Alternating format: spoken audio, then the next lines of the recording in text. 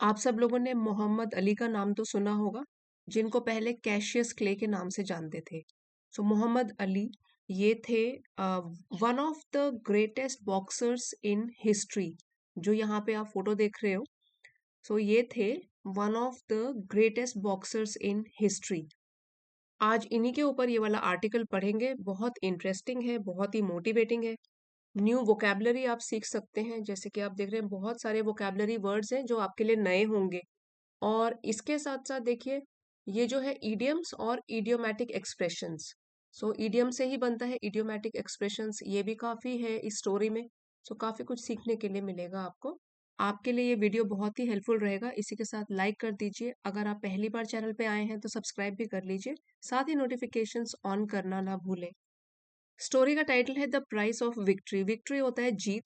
तो जीत की क्या कीमत चुकानी पड़ी मोहम्मद अली को, ये हम स्टोरी में पढ़ेंगे। और सबटाइटल जैसे आप देख सकते हो, why Muhammad Ali threw his Olympic medal away. Muhammad Ali ने क्यों फेंका, थ्रो का पास्ट टेंस है थ्रू, अपना ओलंपिक में जो उन्होंने मेडल जीता वो क्यों फेंका, ये हमको ये स्टोरी में पता लगेगा। Cassius Clay, Cassius Clay known to us now as Muhammad Ali. So यहाँ बोला गया है कैशियस क्ले, जिन्हें हम आज जानते हैं मोहम्मद अली के नाम से, ग्रू अप, वो पले बढ़े, इन द सिटी ऑफ लुईविल, लुईविल। सो ये पले बढ़े कहाँ पे, इस शहर में, सिटी ऑफ लुईविल, जो कि यूएसए में है। He had not achieved academic excellence. So achieve मतलब हासिल करना, और एकेडमिक है पढ़ाई से संबंधित, एक्सीलेंस होता है श्रेष्ठता। सो एक्सीलेंस हम ऐसे भी बोल सकते हैं आउटस्टैंडिंग परफॉर्मेंस इन स्टडीज, पढ़ाई में बहुत अच्छा प्रदर्शन करना। सो उन्होंने पढ़ाई को लेकर बहुत अच्छा प्रदर्शन तो नहीं किया था, बहुत अच्छी परफॉर्मेंस तो नहीं थी उनकी। And came from lower middle class, और वो आए भी थे या अपना संबंध रखते थे लोअर मिडिल क्लास से। लोअर हो गया निम्न और मध्यम वर्गीय परिवार से। ब्लैक अमेरिकन फैमिली, और जो उनकी फैमिली भी थी वो थी ब्लैक अमेरिकन फैमिली। सो यहाँ पे हमको कैशियस क्ले यानी मोहम्मद अली के बैकग्राउंड का पता लग रहा है कि ज्यादा पढ़ाई लिखाई नहीं की थी, लोअर मिडिल क्लास से थे, और उनकी जो फैमिली थी वो थी ब्लैक अमेरिकन, और रहते थे वो यूएसए की इस सिटी में लुईविल। Like the other blacks of the USA, so दूसरे ब्लैक्स जो कि यूएसए में थे उनकी तरह, Clay also had to face racial racial discrimination. Race होता है जैसे ब्लैक्स और वाइट रेस के बीच में जो डिस्क्रिमिनेशन भेदभाव होता है, सो उन्होंने भी इसका सामना किया। हैड टू फेस, उनको सामना करना पड़ा रेशियल डिस्क्रिमिनेशन, रेसिस को लेके जो भेदभाव होता था अमेरिका में। सो डिस्क्रिमिनेशन ये एक नाउन है, इसका मतलब होता है unfair treatment based on race, gender, other factors. सिर्फ ये कलर को लेकर नहीं होता है, किसी भी तरीके से हो सकता है, या तो जेंडर को लेके हो सकता है, क्लास को लेके हो सकता है, या रेसिस को लेके हो सकता है, उसको बोलते हैं डिस्क्रिमिनेशन। मीन्स यहाँ पे जो बोला गया है कि रंगों को लेकर भेदभाव करना, उनको भी इसका सामना करना पड़ा क्योंकि वो ब्लैक अमेरिकन फैमिली को बिलोंग करते थे। Clay achieved what all sportsman dream of. Clay, Cassius clay ने अचीव किया, हासिल किया, जो कि सारे के सारे स्पोर्ट्समैन जो होते हैं, स्पोर्ट्स की फील्ड से उनका रिलेशन होता है, वो सिर्फ सपने देखते हैं, वो उन्होंने हासिल भी किया। बट फ्यू कैन अकम्प्लिश, लेकिन कुछ ही लोग उसको अकम्प्लिश मीन्स पूरा कर पाते हैं। सपने तो बहुत लोग देखते हैं, स्पोर्ट्समैन भी, लेकिन पूरा कितने लोग कर पाते हैं, फ्यू। यहाँ पे भी आप देखिए फ्यू। सो ये कुछ few, a few, the few, इनको डिटर्मिनर्स बोलते हैं।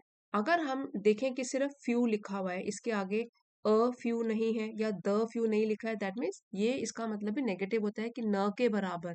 ठीक है, अगर हम लिखते अ फ्यू मीन्स फिर भी कुछ तो है, लेकिन अगर इसमें आर्टिकल नहीं लगा है, अ फ्यू लिखा है, आर्टिकल के बिना लगा है, तो हम बोलेंगे फ्यू मीन्स ऑलमोस्ट नथिंग।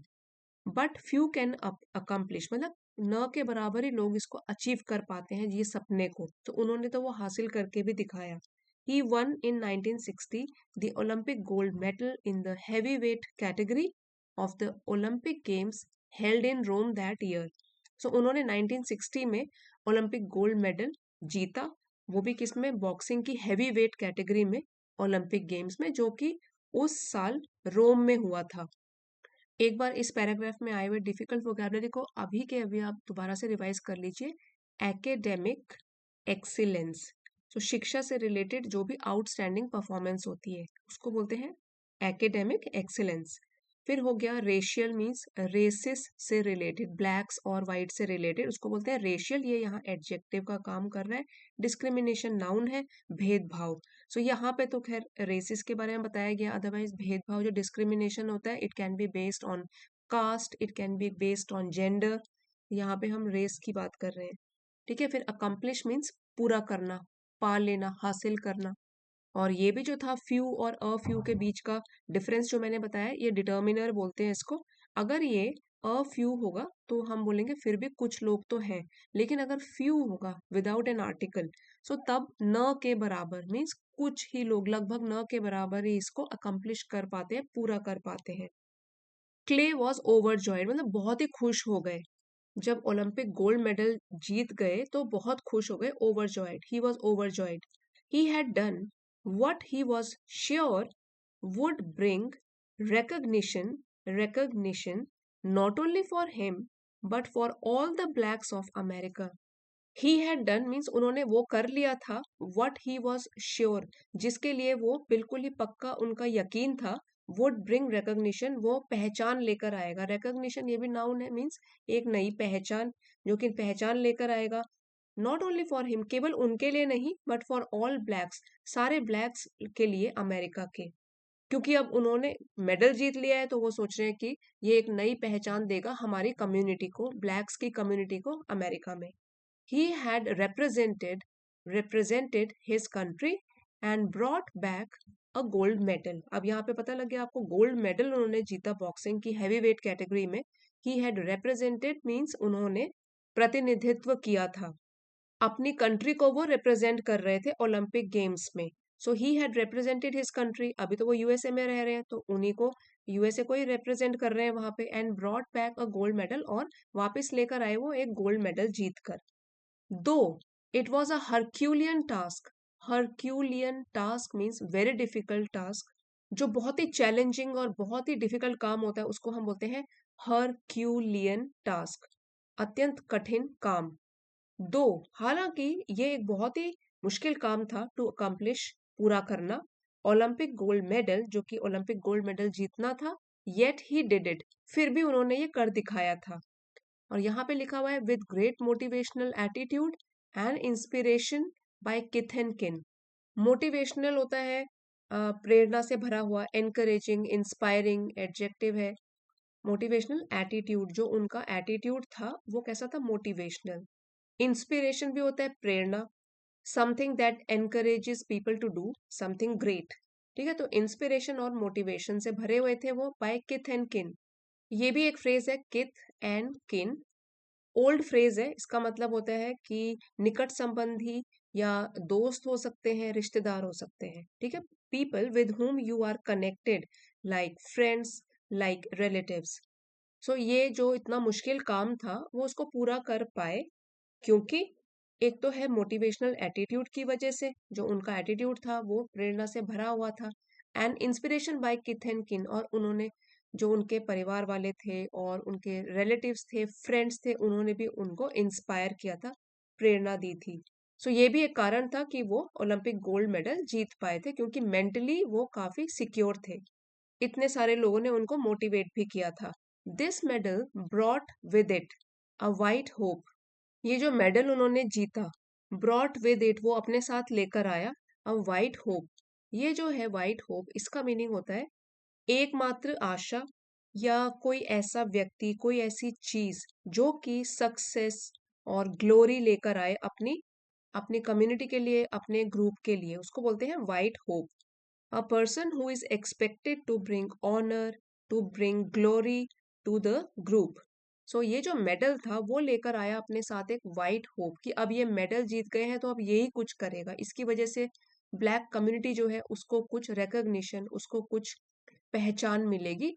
तो वो मेडल लेकर आया अपने साथ एक white hope, a hope for all blacks, सभी ब्लैक लोगों के लिए एक आशा लेकर आया, to be treated on an equal footing, कि उनके साथ व्यवहार करा जाए उनके साथ व्यवहार या उनको ट्रीट किया जाए इक्वल फुटिंग, समान स्तर पर, एक ही लेवल पर।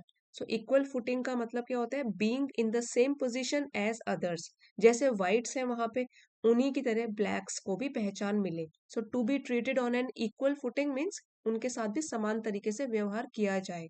सो ये मेडल ये वाला व्हाइट होप लेकर आया विद देयर व्हाइट ब्रेथरन। ब्रेथरन व्हाइट भाइयों की तरह। सो ये जो है वर्ड ब्रेथरन, ये ब्रदर का प्लूरल है। सो जैसे हम बोलते हैं ब्रदर, ठीक है, BROTHER, ये स्पेलिंग होती है, उसका प्लूरल फॉर्म हो गया ब्रेथरन। और ये जनरली रिलीजियस कॉन्टेक्स्ट में यूज होता है। जैसे अगर कोई मंक है तो वो मोनेस्ट्री में रहने वाले दूसरे मंक्स को भी बोल सकते हैं दे आर माई ब्रेथरन। सो हम यहाँ पे बोल सकते हैं कि जो ये उन्होंने गोल्ड मेडल जीता, इसके साथ एक नई उम्मीद भी थी। एक ऐसी उम्मीद थी कि जो अब ब्लैक्स हैं उनको भी वाइट नागरिकों के बराबर ही सम्मान मिलेगा, इक्वल फुटिंग पर ट्रीट किया जाएगा। Clay felt that his achievement would do much to show the whites that the color of a person's skin did not stand in the way when it came to winning laurels for the country. Achievement होता है उपलब्धियां, ठीक है, और यहाँ पे है standing in the वे मतलब रुकावट बनना किसी चीज में, और लॉरल्स होता है ऑनर या प्रेज, कीर्ति, उपलब्धि, प्रशंसा, सम्मान, ठीक है। When it came to winning laurels for the country, अपने देश के लिए। सो कैशियस क्ले का ये मानना था या उनको ये विश्वास था, उन्होंने ये फील किया था कि ये जो उनकी अचीवमेंट है would do much to show the whites, ये वाइट्स को ये दिखा देगी कि किसी भी इंसान की स्किन का कलर जो होता है वो रुकावट नहीं बनता, did not stand in the वे, रुकावट नहीं बनता, अड़चन नहीं बनता, जब बात होती है अपने देश के लिए सम्मान जीतने की। Winning laurels for the country, किसी भी देश के लिए जब सम्मान और रिस्पेक्ट ये जीतने की जब बात होती है तो कलर कोई मायने नहीं रखता, ठीक है। Did not stand in the way, ये उन्होंने सोचा। It was Clay's ardent desire. Ardent desire, ardent एक एडजेक्टिव है, इसका मीनिंग है strong. So strong liking. So यहाँ पे it was Clay's ardent desire, उनकी एक ये इच्छा थी, तीव्र इच्छा थी, that racism and antagonism, antagonism, so उनकी ये इच्छा थी कि रेसिज्म मीन्स कलर के आधार पर भेदभाव करना, एंड एंटेगनिज्म ये भी एक नाउन है, इसका मतलब होता है feeling of hate end of being against somebody, किसी के भी खिलाफ वे एक विरोध की भावना रखना, उसको बोलते हैं एंटेगनिज्म। सो ये उनकी इच्छा थी कि रेसिज्म और एंटेगनिज्म अगेंस्ट द ब्लैक्स, जो कि ब्लैक्स के खिलाफ था, as well the feeling that the blacks were inferior, और साथ ही ये वाली फीलिंग, ये एहसास कि जो ब्लैक्स हैं वो थोड़े तुच्छ हैं, मीन्स हीन है, लोअर इन रैंक, क्वालिटी और स्टेटस, कि वो लोअर रैंक के हैं, inferior beings, be completely removed, ये वाली जो भावना है, ये जो फीलिंग है वो पूरी तरीके से हट जाए। सो क्ले को तो ये पूरा विश्वास था कि उनकी जो ये वाली उपलब्धि है, उन्होंने गोल्ड मेडल जीता है, उससे ये तो साबित हो जाएगा कि जो स्किन का कलर होता है, त्वचा का रंग होता है, वो किसी भी व्यक्ति की जो काबिलियत होती है उसको तय नहीं करता है। और वो ये भी चाहते थे कि जो नस्ल के आधार पर भेदभाव है, ठीक है, रेसेस, रेस के आधार पर जो भेदभाव है, और ब्लैक्स को तुच्छ समझा जाता है, लोअर समझा जाता है, ये वाली मानसिकता भी बिल्कुल ही समाप्त हो जाए, खत्म हो जाए, ये उनका मानना था। Clay wished for acceptance. Acceptance, wished for means उनकी इच्छा थी, उनकी ख्वाहिश थी। एक्सेप्टेंस मीन्स स्वीकृति की, कि उनकी जो ये ब्लैक कम्युनिटी है उनको भी एक्सेप्ट किया जाए, उनको भी स्वीकार किया जाए। एक्सेप्टेंस फॉर हिज पीपल, अपने लोगों के लिए। एंड ही वॉज कॉन्फिडेंट, उनको पूरा विश्वास था, that his success would pave the way for that, क्या विश्वास था उनको कि जो अब उनको सफलता मिली है ये नए दरवाजे खोलेगा, नए रास्ते बनाएगा इसी चीज के लिए। सो उनको पूरी तरीके से विश्वास था कि उनकी जो ये सफलता है वो इस दिशा में, इस दिशा में पूरा एक इम्पोर्टेंट कदम रखेगी। और रास्ते खोल देगी इस चीज के लिए। अब भेदभाव खत्म हो जाएगा। एक बार जल्दी से वर्ड मीनिंग्स रिवाइज कर लेते हैं। रिकग्निशन होता है पहचान या मान्यता, एप्रिसिएशन या एक्नॉलेजमेंट। रिप्रेजेंट होता है किसी भी ग्रुप का या किसी भी कंट्री का को रिप्रेजेंट करना, प्रतिनिधित्व करना। और हरक्यूलियन टास्क, ये तो एक फ्रेज है, इसका मतलब है बहुत ही मुश्किल काम, काफी डिफिकल्ट काम। किथ एंड किन, सगे संबंधी, दोस्त हो सकते हैं या रिश्तेदार हो सकते हैं, किथ एंड किन। वाइट होप होता है एक व्यक्ति, कोई ऐसे चीज जिसके ऊपर सारों की आशाएं टिकी हो कि अब यही हमारे ग्रुप के लिए बदलाव लेकर आएगा। A person who is expected to bring success specially for a particular group. White hope, एकमात्र आशा। फिर हमने ये भी पढ़ा ब्रेदरन, ब्रदर का प्लूरल फॉर्म हो गया। ठीक है। लॉरल्स होता है प्रेज, प्रशंसा, सम्मान। आर्डेंट डिजायर, आर्डेंट एडजेक्टिव है, मीन्स तीव्र इच्छा। और एंटेगनिज्म, नफरत की भावना रखना या विरोध करना किसी का। एक्सेप्टेंस होता है स्वीकृति। और पेव द वे, रास्ते खोल देना। आगे बढ़ते हैं अब। However, Clay had to face disillusionment.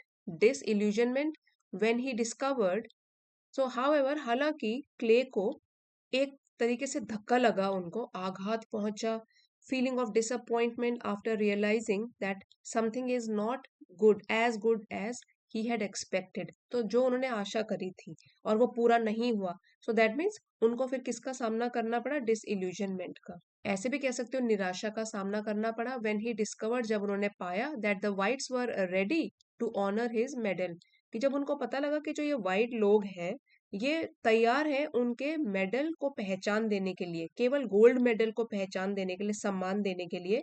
But had no respect for the man who had strived so hard to bring accolades accolades to his country.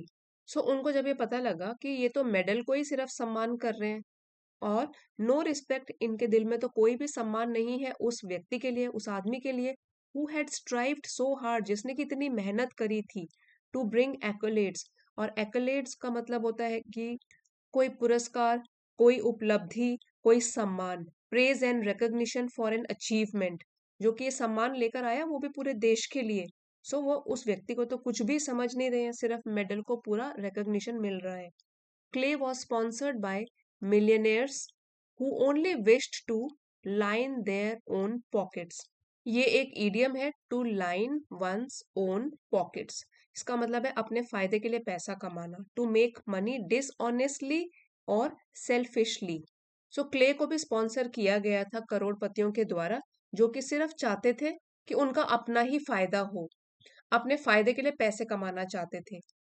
Even the pastor said, so pastor होता है पादरी, church के जो पादरी होते हैं, priest, उन्होंने यहाँ तक कि उन्होंने भी ऐसे कहा, Clay should be grateful to the Christian millionaires, की जो क्ले है, कैशियस क्ले है, उनको ग्रेटफुल मीन्स आभारी होना चाहिए ईसाई धनवानों के लिए, जो मतलब बहुत ही करोड़पति हैं, उनके प्रति उसको ग्रेटफुल होना चाहिए, आभारी होना चाहिए। Who were doing so much for his black soul, जो कि ब्लैक सोल यहाँ पे ब्लैक स्किन वाले लोगों के लिए बोला गया है, कि जो कि इतना कुछ कर रहे हैं ब्लैक्स के लिए। यहाँ तक कि एक पास्टर ने ये भी कहा क्ले को। Clay was not able to see through these gestures. Gesture का मतलब होता है हाव भाव, सो बोलने का तरीका और बॉडी लैंग्वेज जो होती है, जेस्चर्स। सी थ्रू मीन्स गहराई से देखना या समझना। सो शुरुआत में तो क्ले इन सब दिखावों को समझ नहीं पाए, that ostensibly, ostensibly were favoured. Ostensibly का मतलब होता है कि ऊपर से दिखाने के लिए, appearing to be true but they are not so. So ostensibly यहाँ पे एडवर्ब है, कि इस तरीके के जेस्चर्स जो कि ऊपरी दिखावा है, बट इन एक्चुअलिटी, लेकिन असलियत में, were for the benefit of दोस्त, उनके फायदे के लिए थे, who wish to exploit the situation, जो कि इस स्थिति का फायदा उठाना चाहते थे, for their own selfish end, अपने खुद के हित के लिए, खुद के फायदे के लिए। सो इसमें वो पहले समझ नहीं पा रहे थे कि ऐसे लोग क्यों बिहेव कर रहे हैं। Clay was compelled, compelled means मजबूर किया गया। पैसिव में बताया गया है ये कि क्ले वॉज कंपेल्ड, उनको मजबूर किया गया, forced to do something, to see the light when he and his friend were refused service in an all white restaurant. ये जो है एक फ्रेज सी द लाइट, इसका मतलब होता है सच्चाई को समझना, to realise, understand something clearly. So उनको मजबूर किया गया सच्चाई देखने के लिए जब उनको और उनके दोस्तों को एक बार कोई सर्विस जो कि रेस्टोरेंट एक सिर्फ वाइट लोगों के लिए था, इसमें जब वो लोग चले गए, कैशियस क्ले और उनके फ्रेंड्स, और उनको सर्विसेज देने से मना कर दिया गया, तो उनको सच्चाई सामने उनके आ गई और उन्होंने उनको फोर्स किया गया ये सच्चाई समझने के लिए कि ये है असलियत। ठीक है, तो उनको जब पहली बार ये फेस टू फेस ऐसा सामना करना पड़ा, सो मजबूर हो गए वो सच्चाई को समझने के लिए। His efforts and courage had received such a rebuke from established outfits, उनके जो भी प्रयास थे, उनका जो भी साहस था, had received, उसको एक जवाब मिला। सो रिब्यूक का मतलब आप बोल सकते हो टू क्रिटिसाइज समवन, किसी को फटकार लगाना। सो उनका जो जितना प्रयास, ये सब मेडल जीतना, ये तो इसको तो एक तरीके से अपमानजनक रिस्पॉन्स मिला फ्रॉम एस्टेब्लिश्ड आउटफिट्स, जो कि वहां के पहले से ही स्थापित संगठन थे, उनसे उनको फटकार मिली, कोई प्रशंसा नहीं मिली। द द इग्नमिनी, इग्नमिनी ये नाउन है, इसका मतलब है कि अपमान। पब्लिक शेम, एम्बेरसमेंट, क्योंकि अब रेस्टोरेंट में इस तरीके से जब व्यवहार हुआ उन लोगों के साथ, सो द इग्नमिनी एंड शेम, ये अपमान और ये शर्म, मेड क्ले साइलेंट, उसने क्ले को बिल्कुल चुप कर दिया। दो ही वॉन्टेड टू से सो मच, हालांकि वो बहुत कुछ कहना चाहते थे उस सिचुएशन में। At one time during the controversy, controversy एक समय तो, सो कंट्रोवर्सी होता है पब्लिक डिस्कशन, डिसअग्रीमेंट, विवाद, चर्चा। सो एक बार तो इस चर्चा के दौरान Clay even thought to call on his sponsors to assist him, कि उनको उनके मन में एक विचार आया कि वो जिन्होंने उनको स्पॉन्सर किया था उनको बुलाएं, उनके पास जाएं, ताकि वो उनकी असिस्ट, असिस्ट मीन उसकी मदद करें। But then he realized that to do so would be even more degrading. तब उनको एहसास हुआ कि अगर वो ऐसा करते हैं कि क्रिश्चियंस की मदद मांगते हैं, जिन्होंने उनको स्पॉन्सर किया उन अमीर लोगों की मदद मांगते हैं, तो ये भी और भी अपमानजनक होगा। इतना अपमान तो पहले ही हो गया, अब अगर ऐसे ही लोगों से मदद मांगेंगे तो वो और भी अपमानजनक होगा। टू कंपाउंड द इशू, अब ये जो इशू, ये जो स्थिति थी, टू कंपाउंड मीन्स और भी ज्यादा बिगड़ गई। जैसे कंपाउंड होता है ना कि ऐड करते करते करते वो इतनी बड़ी बन गई। A group of white ruffians, ruffians chased him, जबकि एक झुंड, और रूफियंस होता है बदमाश, गुंडों का, चेज्ड हिम, उन्होंने उनका पीछा किया, and attempted to wrest, wrest W silent है, the medal away from him. और एक तो उन्होंने पीछा किया और कोशिश करी, टू रेस्ट मतलब झगड़ कर मेडल उनसे, कैशियस क्ले से छीन ले। सो यहाँ पे आप बोल सकते हो कि सिचुएशन तब और भी बिगड़ गई जब कुछ गुंडों ने, और वो भी वाइट मींस जो वाइट थे, वाइट कलर के गुंडे, उन्होंने उनको घेर लिया और तब उनका जो गोल्ड मेडल था उसको छीनने की कोशिश करी। ये तो उनके लिए एक आखिरी धक्का था। क्लेस डिसइल्यूजनमेंट वाज कंप्लीट, अब जो अभी तक भ्रम में रह रहे थे वो अब हट गया, उनकी आंखों से पर्दा फाश हो गया और उनको आखिरी धक्का लगा। अब एक बार जल्दी से नए नए वर्ड जो सीखे हैं रिवाइज करते हैं। डिसइल्यूजनमेंट होता है भ्रम और निराशा, सो फ्रस्ट्रेशन भी बोल सकते हो इसको। स्ट्राइव्ड सो हार्ड, तो इसका मतलब है कि बहुत कोशिश करना, हार्ड वर्क करना। एक्कलेड्स होता है प्रशंसा या सम्मान, praise and recognition for some achievement. फिर है लाइन देयर ओन पॉकेट्स, अपने फायदे के लिए काम करना और पैसे बनाना, टू मेक मनी डिसऑनेस्टली और selfishly. See through something, so that means गहराई से किसी चीज को समझ लेना। ऑस्टेंसिबली, इसको बोल सकते हैं ऊपरी दिखावे के लिए, appearing to be true but possibly not so, adverb है ये। फिर है कंपेल्ड मीन्स फोर्स करना किसी चीज को। रेब्यूक होता है डांट फटकार, और इग्नमिनी, सो इसका मीनिंग हो गया बदनामी, और शेम क्या है, शर्म। कंट्रोवर्सी डिस्कशन या विवाद। रूफियंस होता है गुंडे बदमाश, और यहाँ पे है टू रेस्ट मतलब छीना झपटी। This was the final straw. इसके ध्यान से सुनिए, इसका क्या मीनिंग है। फाइनल स्ट्रॉ ये एक ईडियम है, मीन्स सबसे अंतिम सहने वाला काम। जैसे कि कोई खराब काम चलता जा रहा है चलता जा रहा है, सो लास्ट चीज की अब आप बोल देते हो कि बस बहुत हो गया, इसके बाद मैं सहने नहीं वाला। सो लास्ट स्ट्रॉ जनरली इस इडियम का हम तब यूज करते हैं जब हमको बोलना हो the last in the series of bad things that happen to make someone so upset, so angry that you cannot continue to accept. So final straw क्या हो गया, सहने योग्य सबसे लास्ट आखिरी चीज। This was the final straw. अब जब ये हो गया उनके साथ कि छीना झपटी, मेडल भी छीनने लग गए, उनको रेस्टोरेंट में खाना भी नहीं दिया, कुछ सर्व नहीं किया, ये चीज जो थी ये सहने वाली आखिरी चीज हुई। इसके बाद उन्होंने कुछ ना कुछ कदम उठाया। Clay now looked at his medal as phony. Phony, phony का मतलब होता है झूठा, फॉल्स, नॉट रियल। सो अब जो क्ले है अपने मेडल की तरफ वो एक इस तरीके से देखा कि ये तो एक झूठी चीज है। अब उनको जो अपना गोल्ड मेडल था वो झूठा प्रतीत होने लग गया। His glorious performance at the Olympic, उनका जो इतना शानदार परफॉर्मेंस था, प्रदर्शन था ओलंपिक में, earn him a great reward, उसने उनको एक बहुत ही अच्छा पुरस्कार तो दिया, but could not establish a personal identification. लेकिन उस गोल्ड मेडल ने उनको एक पर्सनल आइडेंटिफिकेशन मींस एक व्यक्तिगत पहचान, a sense of self recognition ये नहीं दे पाया। कभी भी वो व्यक्तिगत तौर पर उनकी आइडेंटिफिकेशन ये नहीं दे पाया विद पीपल, लोगों के साथ। क्योंकि लोग जो है सिर्फ मेडल को इंपॉर्टेंस दे रहे हैं, उस आदमी को नहीं दे रहे जो जीत के लाया है, क्योंकि वो ब्लैक है। The dominant white class had shattered his dream. Dominant मतलब जो पावरफुल है अभी, इन्फ्लुएंशियल है और प्रमुख है अभी, डोमिनेंट वाइट क्लास, वाइट लोग, हैड शैटर्ड उन्होंने चकनाचूर कर दिया था, शैटर्ड कर दिया था हिज ड्रीम उनके सपने को। सो जो उनकी कंट्री में वाइट क्लास थी, जो कि अभी महत्वपूर्ण भूमिका निभा रही थी, पावरफुल थी, इन्फ्लुएंशियल थी, उन्होंने उनके सपने को चकनाचूर कर दिया था।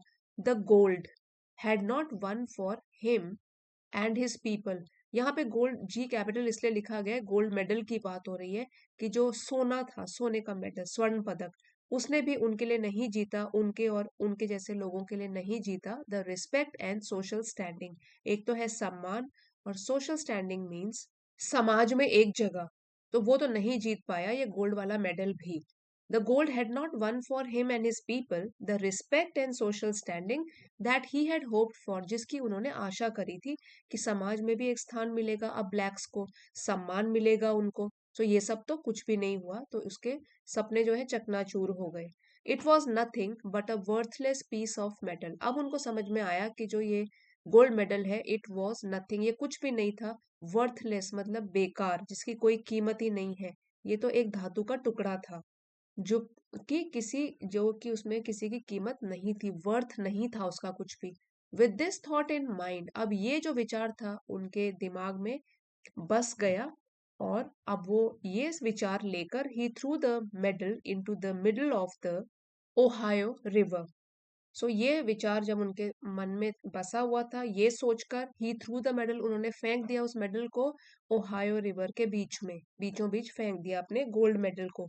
ही नाउ रियलाइज्ड, उनको अब ये एहसास हुआ that he had been looking at the medal as a passport to acceptance for himself and his race. कि अब तक वो देख रहे थे उस गोल्ड मेडल को एक पासपोर्ट के तरह, पासपोर्ट के लिए, जो कि उनको स्वीकृति दिलाएगा खुद को और उनकी ब्लैक रेस को।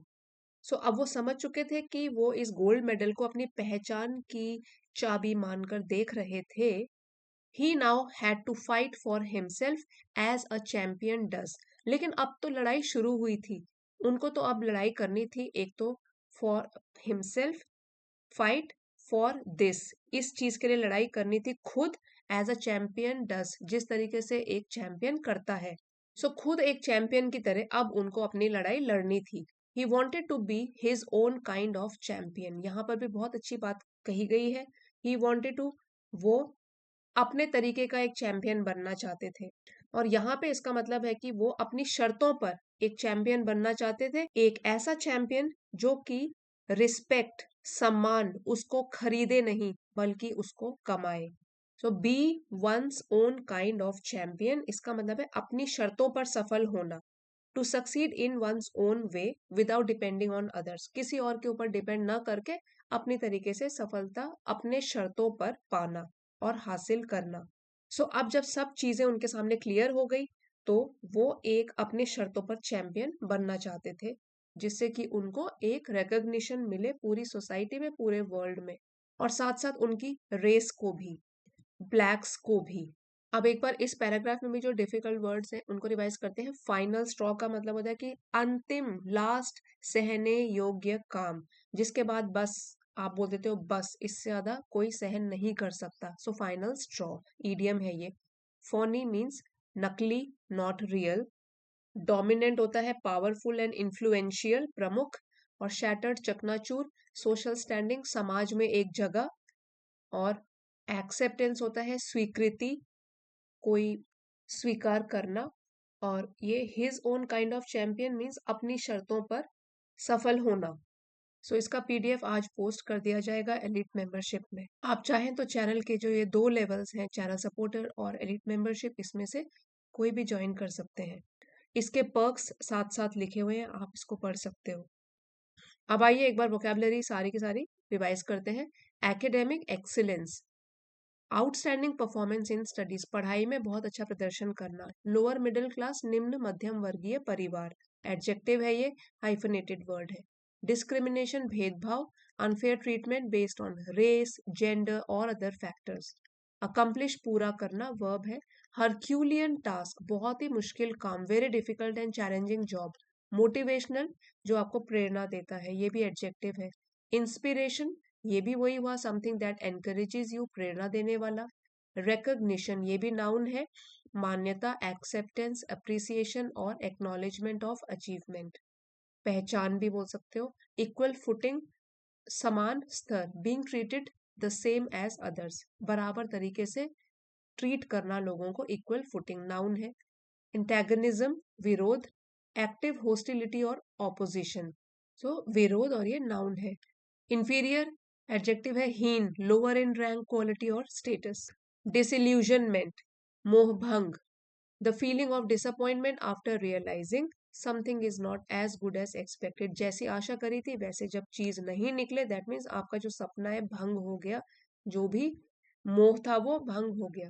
एक्कोलेट्स, सम्मान, नाउन है। प्रेज और रिकॉग्निशन। ऑस्टेंसिबली, ऊपरी दिखावा, ऊपर से दिखाने के लिए। बट नॉट ट्रू, ये एडवर्ब है। एक्सप्लॉइट, वर्ब है, शोषण करना। टू यूज समवन और something unfairly for personal gain, खुद के लाभ के लिए अनफेयर ट्रीटमेंट करना या तो शोषण करना किसी का। कंपेल, मजबूर करना, वर्ब है। Force to do something. Ignominy, अपमान, ये भी नाउन है। पब्लिक शेम या डिस्ग्रेस। रेब्यूक, फटकार, नाउन या वर्ब दोनों तरीके से यूज हो सकता है। क्रिटिसिज्म और डिसअप्रूवल, फटकार, डांट। डिग्रेडिंग, एडजेक्टिव है, अपमानजनक। Causing loss of dignity and status.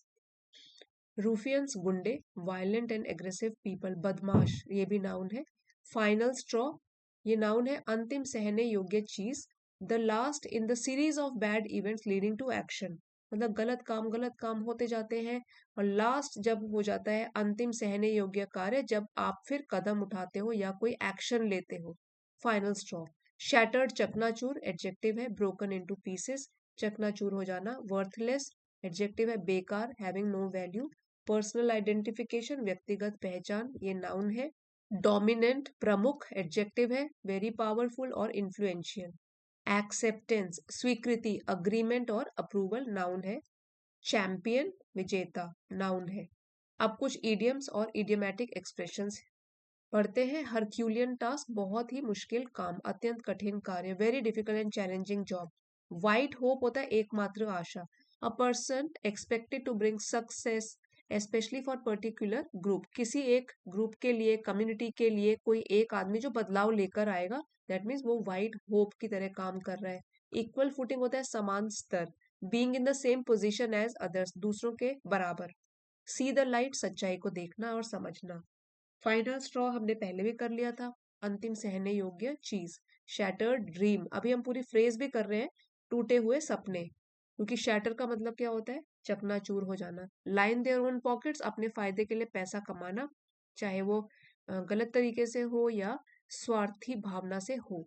Throw into the river, उन्होंने जब अपना मेडल छोड़ दिया या त्याग दिया, यहाँ तो है कि उन्होंने फेंक ही दिया।